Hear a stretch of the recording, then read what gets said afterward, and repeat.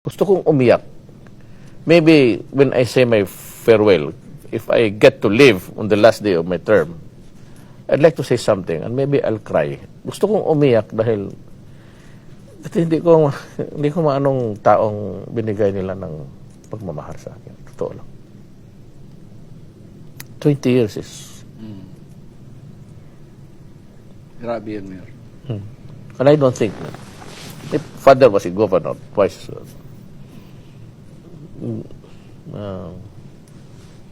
mahirap abutin niya. I think, Mayor, you are destined for it. That's pastor. It's only, Yeah. It could be only God's call. Yeah. The love of the people that you've seen poured out on you and your leadership is really God's love. Because you cannot see God. So He courts it through the people. So that is how God loves you. Kasi isang wala kang kalaban, tapos kung may kalaban ka, ibabaon mo naman. And sometimes it's, if you look at it on a, but you know, proudness brings you nothing. You're being too proud, inordinately proud about ganang ano. So you have to equate reality. Why? Bakit? And at the end of the sentence, always God.